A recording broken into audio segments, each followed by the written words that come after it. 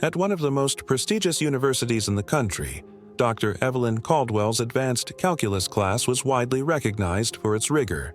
However, it had also become known for something else: her strong ideological slant. That morning, as students filed into the lecture hall, an unusual tension filled the air. Instead of complex equations, the whiteboard displayed a bold statement. Today's topic: redefining academic priorities. In the back of the room sat a tall, composed young man in a crisp black suit, Barron Trump. While he remained reserved, his classmates were well aware of his reputation as an academic prodigy. What they didn't yet realize was that the events of this lecture would leave them speechless. Dr. Evelyn Caldwell began with her usual confidence, but today there was a different energy in her stride. Mathematics, she declared, while important, must make space for more pressing social discussions. A few students exchanged uneasy glances. They had come expecting advanced calculus, not a broader ideological debate. A single hand rose into the air: Barron Trump. His motion was calm, deliberate. Dr. Evelyn Caldwell noticed instantly, her expression tightening slightly. She had not anticipated being questioned. As the lecture shifted from mathematics to social issues, her rhetoric became sharper. In today's world, she continued, her tone carrying a faint edge of condescension, we must prioritize real-world applications, particularly those that address systemic inequalities. Abstract theories have their place, but what good is calculus if we don't also tackle real-world disparities? The PowerPoint screen changed. Instead of calculus problems, statistics on gender representation in STEM fields appeared. Some of you, she said, glancing meaningfully around the room, might need to accept that your privileged status in this class doesn't necessarily reflect merit. Barron's hand remained raised, unwavering. Students around him exchanged looks. They knew of his perfect test scores, his rigorous work ethic, and his willingness to help struggling classmates. Some nodded slightly, eager to see if he would speak up. Dr. Evelyn Caldwell pressed forward, her tone becoming more pointed. For instance, she continued, clicking to the next slide, family connections and wealth can create artificial advantages. In education, the implication was clear. A few students turned to gauge Barron's reaction, but his expression remained composed, unreadable. Finally, after what seemed like an eternity, Dr. Evelyn Caldwell could no longer ignore him. "Yes, Mr. Trump?" she asked, a trace of amusement mixed with irritation in her voice. "Do you have something to contribute to our discussion on privilege and education?" The room fell silent. Barron lowered his hand and, in a measured, respectful tone, began to speak.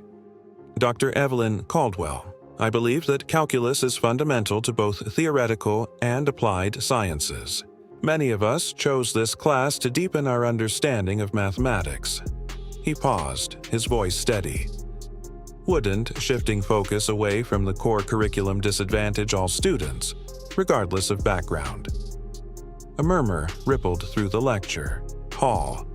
A few students nodded in agreement, while others sat frozen, waiting to see how the professor would respond. But Barron wasn't finished. "Additionally," he continued, "if our goal is to create more opportunities for underrepresented students in STEM, wouldn't the best approach be to strengthen mathematical education rather than dilute it? A solid foundation in calculus is critical for engineering, physics, computer science, and countless other fields. Replacing rigorous coursework with ideological discussion may actually harm the very students we aim to support."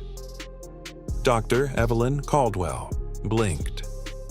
For the first time, she hesitated.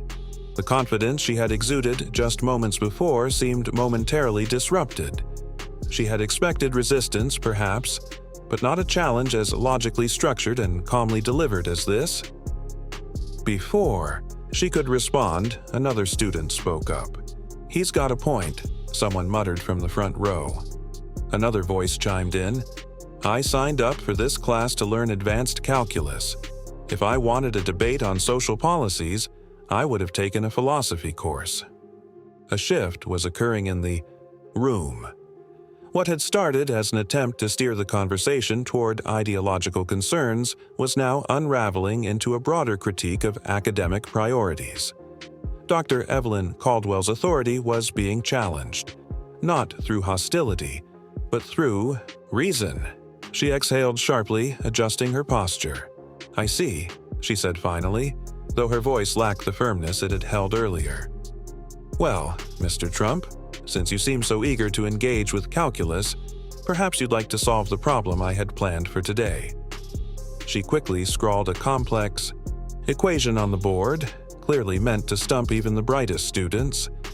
But Barron merely stood, adjusted his cufflink, and walked too, stomachs tighten. This wasn't just any calculus problem, it was an advanced multivariable integration that even graduate students would struggle with. But Dr. Caldwell hadn't realized that she had just set in motion an event that would change everything. The equation stretched across the board, an intricate blend of complex integration and series expansion. "Since you're so concerned about maintaining standards," she said with a smirk, "why don't you show us how it's done? Unless, of course, you'd rather discuss your privileged background instead." The challenge hung in the air. Students shifted, uncomfortably, recognizing the clear attempt at public humiliation. "That's graduate-level material," one student muttered. But Barron remained composed, his expression unwavering. "Of course," he said quietly, standing up. "I'd be happy to try." Dr. Evelyn Caldwell's smirk widened. She had chosen this problem specifically because it required advanced techniques beyond the scope of the current coursework, techniques she had not yet taught. But something in Barron's calm demeanor made her smile falter slightly. He took the marker she offered, studying the equation with genuine interest rather than the fear she had expected. A few students leaned forward, sensing that something unexpected was about to happen. Before he began, Barron turned to face the class. "This problem has multiple possible approaches," he said. "Would you prefer I use the standard method, or would you like to see a more efficient solution I learned while studying Leibniz's original papers?" Dr. Evelyn Caldwell's expression froze. The casual reference to Leibniz's work caught her off guard. "You've read Leibniz's original papers?" she asked, unable to hide her surprise. "Yes," Barron replied simply. "In German. The translations don't quite capture the elegance of his reasoning." The room fell into stunned silence. Dr. Evelyn Caldwell, who had sought to discredit him, now found herself caught in an unexpected intellectual duel. The lesson she had planned was no longer about privilege or politics. It was about knowledge and the student who had just taken control of the room. As Barron turned back to the board, marker poised, he spoke calmly. "Perhaps we should let the mathematics speak for itself." The room fell silent. Dr. Evelyn Caldwell's challenge had taken an unexpected turn, and as Barron began writing, no one, not even the professor, could have predicted what was about to unfold. Students watched in stunned silence as Barron's hand moved across the board with practiced precision. Each step was clear, deliberate, and surprisingly elegant. But what truly captivated everyone was not just his ability to solve the problem, it was his running commentary. "This first step," he explained, "uses a technique developed by Euler in 1755. His marker moved effortlessly, transforming a seemingly complex problem into something approachable." Dr. Evelyn Caldwell's confident expression wavered as she followed his work. Between steps, Barron paused briefly, ensuring the entire class could follow his logic. He wasn't just solving the problem, he was teaching it. Several students pulled out their phones, recording his explanation. Even those who usually struggled with calculus found themselves engaged, understanding concepts they had previously found daunting. Reaching a crucial juncture in the solution, Barron paused.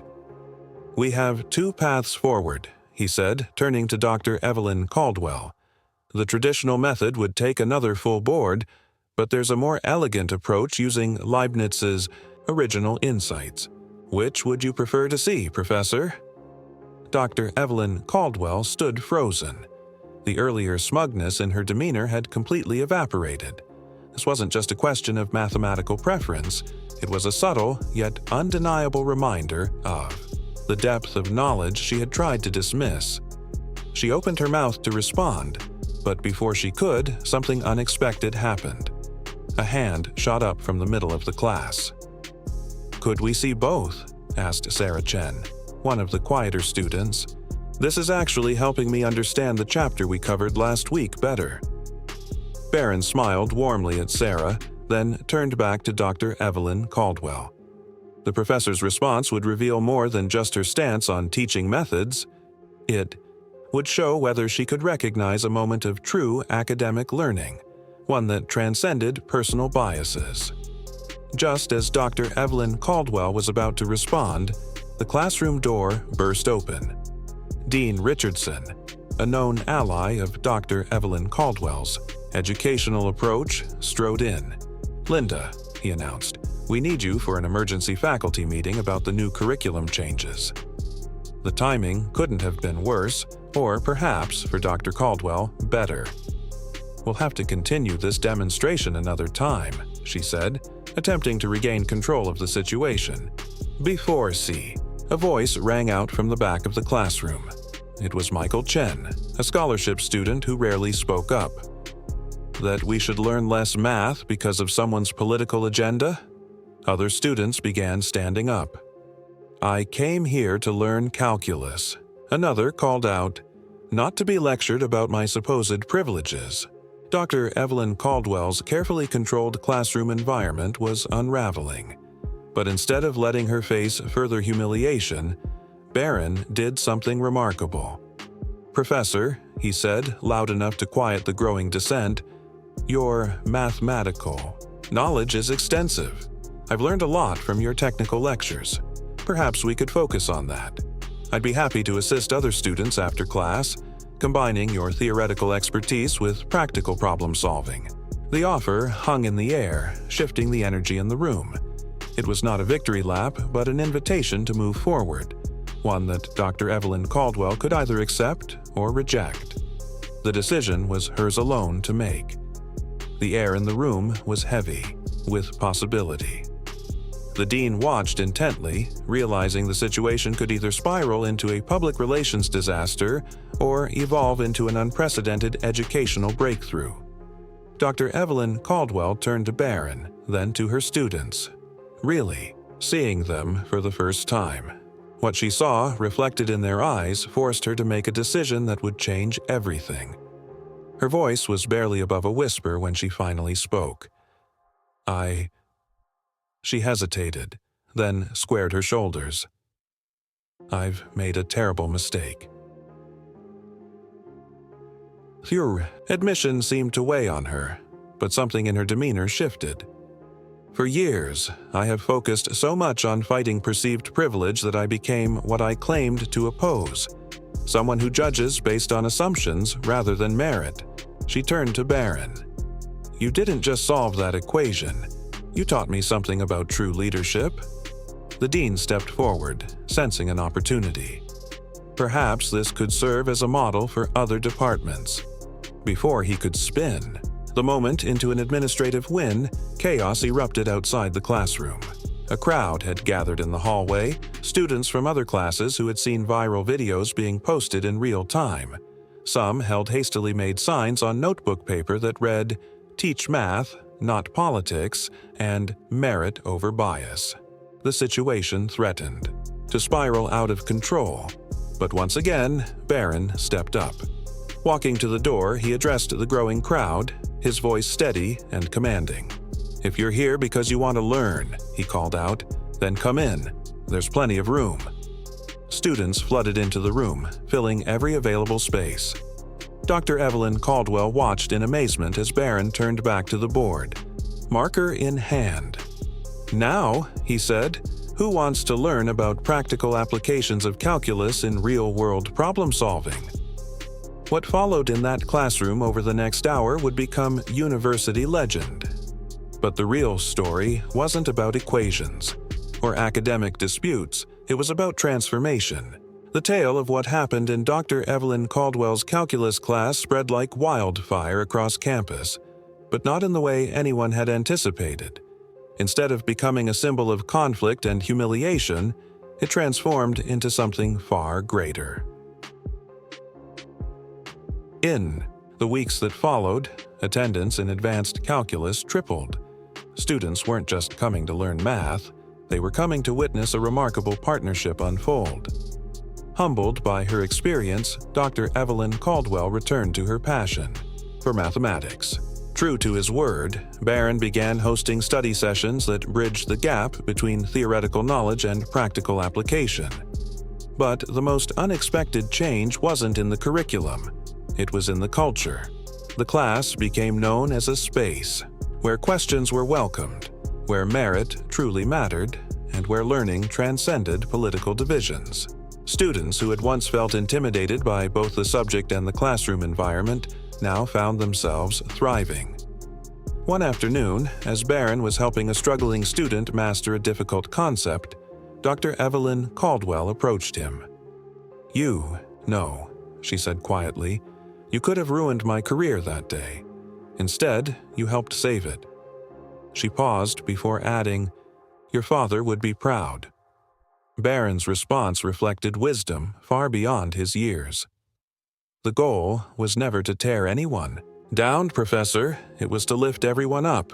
Today, that calculus class stands as a reminder that true education isn't about power struggles or political agendas.